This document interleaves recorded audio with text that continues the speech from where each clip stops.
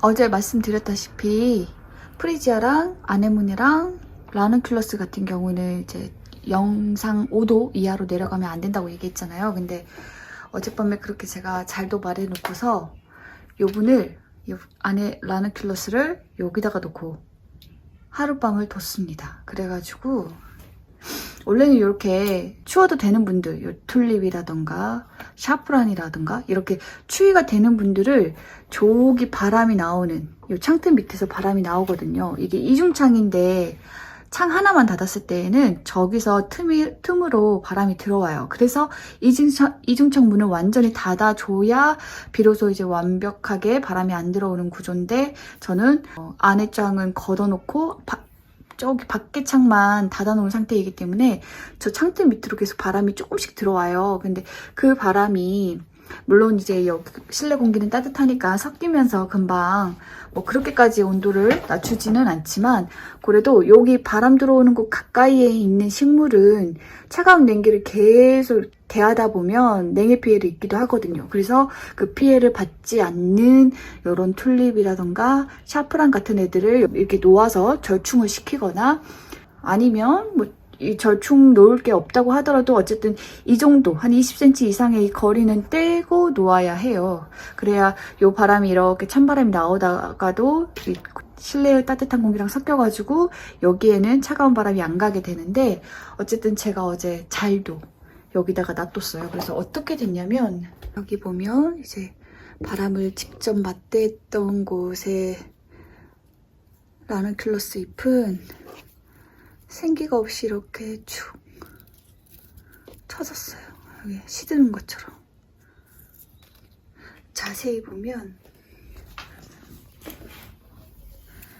비교를 해보자면, 제가 어제 왜 세포벽이 물로 되어 있어서 그게 다 얼어버리면 이제 얼음이 되면서 세포벽이 다 터져버린다고 했잖아요. 그렇게 되면 이제 투명하게 된다라고 했는데, 이게 지금 투명하게 된 상태입니다. 여기 옆에 생생한 잎과 이렇게 비교를 해보자면, 세포벽이 파괴된, 냉해로 세포벽이 다 파괴돼 버린 식물의 모습은 이러해요. 그래서 이 상태에서 지금은 이제 자리를 옮겼기 때문에, 또 햇빛도 비치고 있기 때문에 온도가 이제 올랐잖아요. 그래서 여기 터져가지고 이 안에 이렇게 중구난방으로 떠다니는 물들이 이제 마르기 시작해요. 마르기 시작하면 벽돌로 잘 지어진 집이 가지고 있던 볼륨, 형태 이런 거는 이제 다 파괴된 상태이기 때문에 원래의 볼륨을 유지하지 못하고 굉장히 얇게 마르게 됩니다. 그래서 어떻게 되냐면, 일전에 제가 아네모네를 그렇게 한 적이 있었어요. 그래가지고 원래는 좀 지저분하니까 떼서 버려야 되는데, 제가 나중에 혹시 이런 거 설명할 기회가 오지 않을까 싶어가지고 아직까지 뒀는데, 오늘이 그날인 것 같아요. 자, 이렇게 마릅니다. 드디어 마른 잎을 치울 수 있게 되어서 다행이네요. 자, 이렇게 해서 보면 노란기보다는 약간 말랐는데도 불구하고 초록기가 있고 굉장히 쉽게 바스러져요. 굉장히 얇아요. 네, 이렇게 마르게 됩니다. 냉해를 입게 되면 따뜻한 곳으로 옮겨도 피해를 입은 잎은 절대로 회복되지 않습니다. 그래서 여기에 있는 이 잎들도 피해를 입은 잎들은 절대 복구되지는 않아요. 그래서 여러분들이 지금 이렇게 잘라주셔도 상관은 없는데, 저는 그냥 좀 뒀다가, 그래도 식물 입장에서는 회수할 수 있는 영양분이나 뭐 이런 거는 전부 다 회수하려고 할 테니까 그거 좀 지켜보고, 그래서 자연적으로 완전히 마르고 나면 그때 좀 없애주려고 해요. 만약에 모든 지상부에 있는 모든 잎이 냉해 피해를 입게 되면, 뿌리에 힘이 있어서 거기서 새 잎이 나면 모를까, 만약에 그 힘이 없다 그러면 이제 그 식물은 그걸로 끝인 거고, 지금 보면 여기 요 뿌리에서 이렇게 났는데, 요 잎이랑 요 잎은 냉해를 입었지만 여기 새 잎이 나고 있고, 이쪽에도 이렇게 잎이 있는데, 그래도 이쪽에 있는 애들은 좀 피해가 덜한 편이에요. 그래서 이 녀석이 좀 다시 몸을 추스려서 나올 수도 있기 때문에 좀 더 지켜보도록 하겠습니다.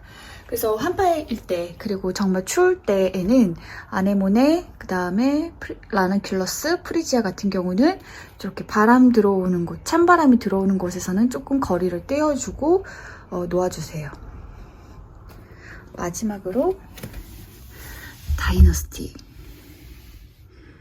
네, 제가 어제였나요? 영상 올렸을 때는 얘가 꼬부라져 있었는데 제가 이 녀석을 이제 좀 일단은 여기 이렇게 일단 수직으로 나게 이렇게 뿌리를 곧게 이렇게 자리를 잡아주고 그 다음에 이렇게 어두운 곳에 좀 뒀더니 얘가 그래도 이렇게 삐뚤어졌던 몸을 좀 폈어요.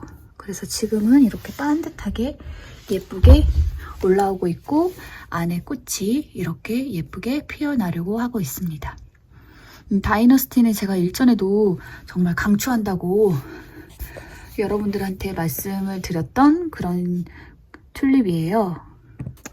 저는 튤립은 딱 요맘때가 제일 예쁜 것 같아요.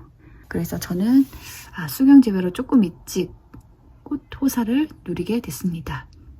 아무튼 그래서 지금 한파가 작년이나 재작년이랑은 비교가 안 될 정도로 굉장히 강력한 한파가 왔어요. 그래서 여러분들 키우시는 환경에 보온 정도랑 그 다음에 난방 정도랑 그 다음에 이제 단열 정도가 어느 정도인지는 모르겠지만 저희 집처럼 구조적으로 어쩔 수 없이 있는 빈틈 요런 곳에서 이제 찬바람이 계속 들어와서 식물이 피해를 입을 수도 있으니까 그런 거 한번 지금 꼼꼼히 살펴봐서 냉해 피해를 입은 게 있다면 조기에 이제 다른 녀석들은 냉해 피해를 입지 않도록 이렇게 조치를 해주시고 튤립 같은 경우 수서나 히아신스 얘네들은 추위를 잘 견디는 아이들이기는 하지만 이게 낮에도 영하 10도니까 밤에는 뭐 거의 20도 그 이상이기도 하더라고요. 그래서 이 정도 추위가 되면 이분들이 지금 땅에 심어져 있는 게 아니고 흙에 심어져 있는 거기 때문에